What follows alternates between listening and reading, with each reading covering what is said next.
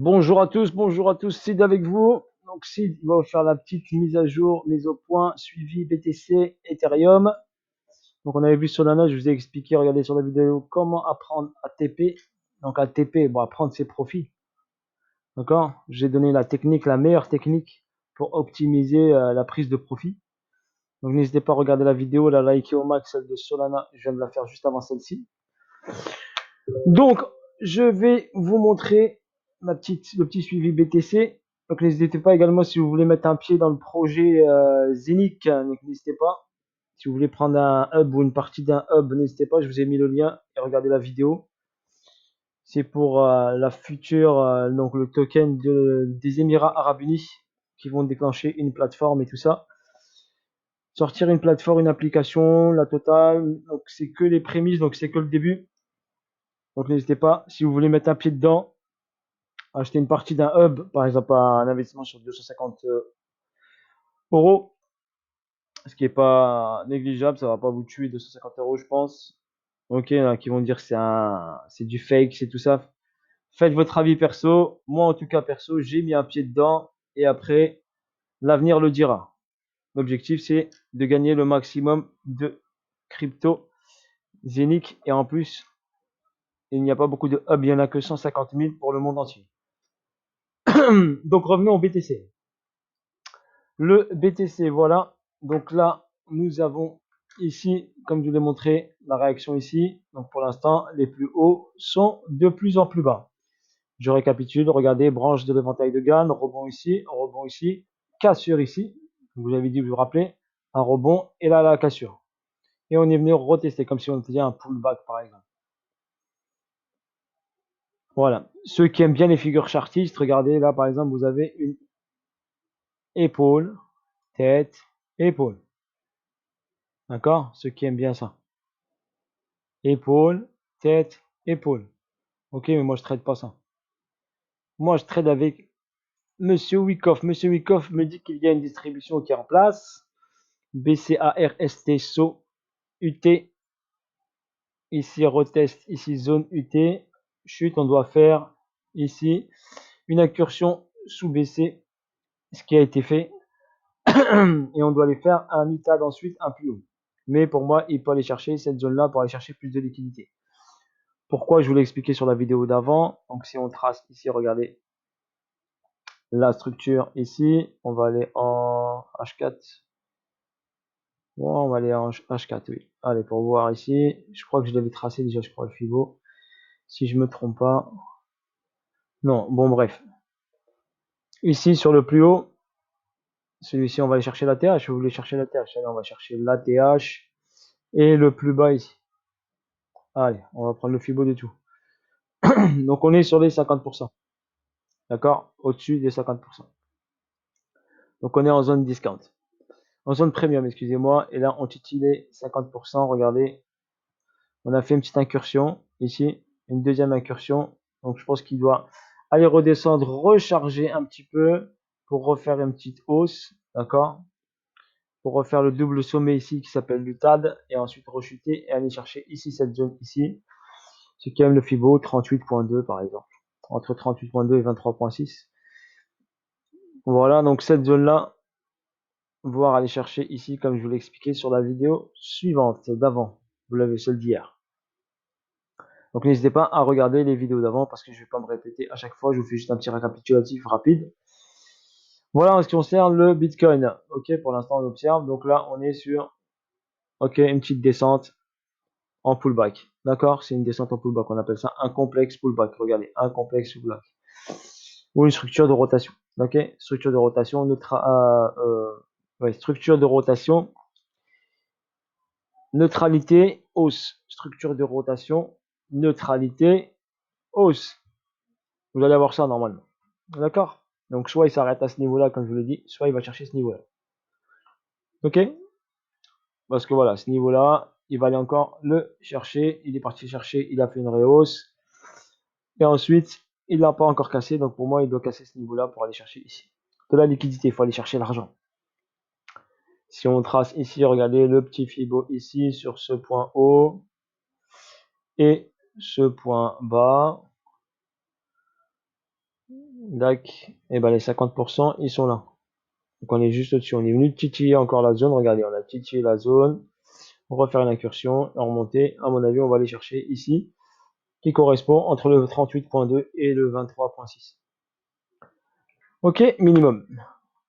Ou si possible, on va aller chercher, d'accord, 45, 44 dollars et après on remontera. Ethereum très intéressant. L'Ethereum, l'ETH, donc l'ETH très intéressant. Notre schématique est en place.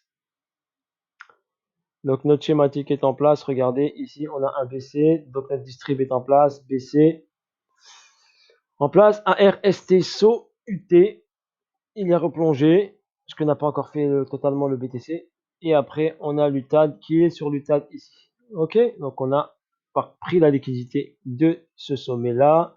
Et on est venu ici chercher la liquidité comme je vous l'avais dit. D'accord? Donc là, après ça, bien sûr, il y aura une correction. Quand je vous l'ai dit,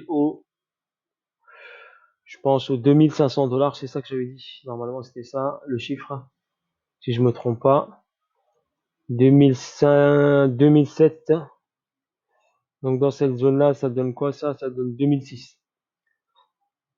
Donc environ dans les... on a la branche de Gann, donc je pense dans cette zone-là qu'il va nous faire ici le saut BCARST, saut ici. Ok, dans cette zone-là environ. Donc après, on check la zone. Ici, incursion entre vague 1 et vague 2. Regardez, dans cette zone-là. Donc je pense dans cette zone-là. Après, on va voir comment il se comporte. Dans cette zone-là, ETH, ETH. Donc voilà, sur un autre graphe, on est en train de faire la fin de la vague 3 impulsive. Donc on a fait la vague 1, 2, 3. Des grosses vagues, hein, je parle. D'accord, bien sûr, dans cette vague 3, il y a 5 vagues. Donc là, ici, donc on est sur le petit sommet, la dernière impulsion, une petite dernière impulsion. Il peut aller chercher cette liquidité s'il veut, aller chercher titiller ce sommet-là. D'accord? Donc ici, aller chercher ce sommet, la liquidité de cette zone-là pour ensuite faire une correction et nous faire la vague 4 qui se tirera bien sûr, comme je vous ai dit, entre la vague 1 et la vague 2. Ok, là il y a moins de charge, c'est moins chargé, vous voyez, par rapport à l'autre graphe. L'autre graphe est un tout petit peu plus chargé, c'est comme si c'était mon brouillon si vous voulez. Donc voilà, même principe, donc on patiente. Donc j'ai le format ici où j'ai vague 1, 2, 3, 4 et 5. Ok, qui me donne cette vague 3, on est dedans. Ok, vous l'avez vu, j'ai séparé les deux graphes pour vous montrer. Ok, et là on est sur un sommet, une dernière impulsion haussière. Ici, il peut aller chercher ici, on appelle ça ce POI daily, donc le point d'intérêt ici. Et après, faire une correction, soit il va le chercher tout de suite, soit je pense pas qu'il va le chercher tout de suite, je pense qu'il va corriger directement. Déjà, il monte des signes avec des bougies un peu ici baissière noire. Donc il a fait 3478. D'accord, donc possibilité ici le 2618, comme je vous l'ai dit, je pense qu'il va le chercher sur la vague 5 au 3500, au 3577.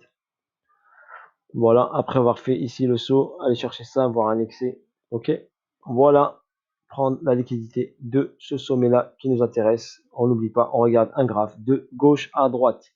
Vous voyez ici, gauche à droite. Donc là, la prise de liquidité, elle est là. Tant qu'il ne prendra pas cette liquidité ou il ne va pas tester cette liquidité, donc il est en plein dessus, regardez. Il est en plein dedans. Donc, il y a encore de la marge. C'est pour ça que je vous dis la correction peut être imminente.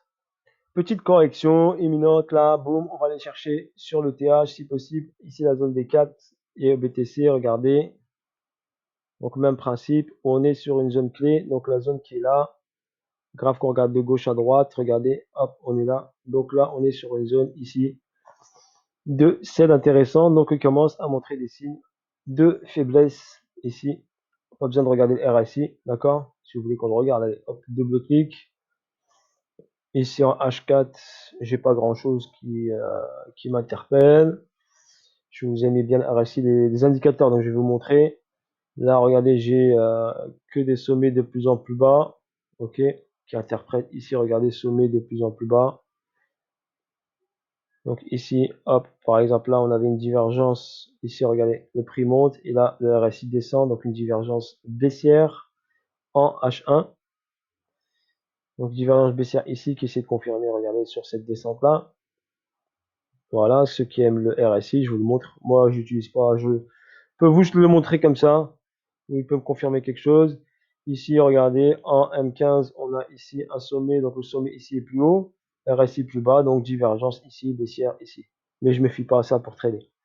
Pour rentrer en position, je regarde pas trop le RSI. Je préfère me fier aux bougies. XRP. Allez, notre pote XRP. On va aller quand même en grosse unité de temps pour mieux voir le graphe.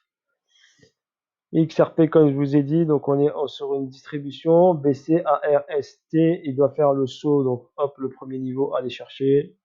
Il est ici. D'accord. Donc, ce niveau-là, allez chercher. Donc, il va casser ici la ligne des 50 pour rentrer en zone, comme je vous ai dit, en zone discount. D'accord. La ligne des 50, elle est là. Donc, on est ici. On est juste pas loin de la ligne des 50. Donc, incursion sous la ligne des 50%, recharger un peu et ensuite repartir, faire un double sommet, aller chercher ce point-là. Vous voyez, ce point-là, c'est celui-là qui m'intéresse. Donc ce point-là, 1.43. 1.43. Donc ici, une correction, d'accord, à 0,1 dollar ou je dirais un petit peu moins peut-être. Ok, pour aller chercher ici, la zone ici, à 1,42. Ok, je vous ferai une petite, on va l'étudier un peu plus détaillé pour travailler l'entrée parfaite sur ce trade là. D'accord, il est intéressant s'il y a un petit pourcentage à prendre. Donc si on va chercher ici, on pourrait évaluer un pourcentage de hausse de, allez, on va le regarder, de 45% qui n'est pas négligeable. Si on travaille un peu plus de points d'entrée, on pourrait optimiser un peu ce pourcentage. Voilà, après ici, il y aura une bonne belle chute ici, d'accord, qui va bien sûr aller par étapes, vu qu'on va être en zone premium, donc en zone vendeuse, pour aller chercher en zone discount. De la liquidité, ici, il y a toute cette liquidité qui attend, qui est patiente, regardez, toute cette liquidité qui est patiente. Ok, elle est là, donc il y a de l'argent à venir chercher ici. Il y a des bailleurs ici qui ont pris le bas, et ben il faut aller les chercher. Il faut les faire sortir pour repartir vers le haut. Voilà, c'est comme ça que le marché financier fonctionne. C'est pour ça, pour pas être piégé, et ben, il faut être bien formé. Ok? Et là, j'essaie de vous expliquer comment les marchés financiers fonctionnent. Bien sûr, je n'ai pas la science exacte, je peux me tromper, je suis un être humain, je suis pas une machine. Hein. D'accord? Donc, mais ce qui est important, c'est que vos gains soient supérieurs à vos pertes. Et en plus, ce qui est un gros avantage que vous avez sur les marchés des crypto-monnaies, c'est que vous achetez en spot. Donc, vous achetez comme si vous achetez une action. Donc, vous prenez pas de risque. Au pire des cas, vous attendez. C'est pour ça que je vous dis, l'entrée est importante. Donc, si vous rentrez en discount, forcément, à un moment, vous allez être en profit. Parce que vous allez rentrer en premium. D'accord? Par contre, si vous achetez en premium, eh ben là, vous mettez un peu la corde au cou. C'est comme Solana en même temps. Solana, elle est en full premium. Faut pas l'acheter. Ça ne sert à rien. Il faut attendre une correction de Solana. D'accord? Donc, quand un actif est en zone premium, faut pas l'acheter. Il faut attendre qu'il rentre en zone discount. Voilà, soyez scolaire. J'attends la zone discount en dessous des 50%. À partir de là, je peux faire du DCA si je suis zéro en technique. Et ben, en dessous, vous savez juste tracer un Fibonacci. D'accord? Vous marquez le 50 et en dessous du 50, vous faites du DCA. D'accord? Et au pire des cas, même si le prix descend, il reviendra ici dans la zone premium et vous serez en bénéfice. Après, vous n'aurez pas la super entrée, ça c'est sûr, mais c'est la technique pour, sur le long terme, être toujours gagnant. Ok? Après, il y aura juste les profits qui diffèrent en fonction de l'entrée. Et si vous faites du DCA, et ben vous répartissez votre engagement. Je rentre à 20% à ce niveau, 20% à ce niveau, 20% à ce niveau. Vous divisez votre somme d'entrée par 5, par exemple. D'accord? Il vous rentrez 20% à chaque fois. Ça, c'est pour un débutant qui connaît rien en analyse technique. D'accord? Moi, c'est un conseil. Vous apprenez juste à tracer un Fibo, les 50%, et vous rentrez en DCA sur la zone discount. OK? En dessous des 50%. Et vous rentrez en mode partiel. 20%, 20%, 20%.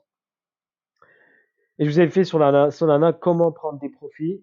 D'accord? Pour un débutant, il peut y arriver. Avec un peu de pratique, il va comprendre. Et je vous ai expliqué comment prendre des profits. D'accord? Voilà, sur ce, bis à tous, bon après-midi à tous. N'hésitez pas à liker, à partager un max. OK?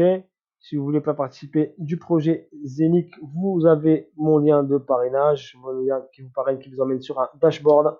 Et grâce à ce dashboard, vous pourrez acheter un hub ou une partie d'un hub. Sur ce, bis à tous, bye bye, et bien à bientôt pour de nouvelles aventures. Ciao, ciao.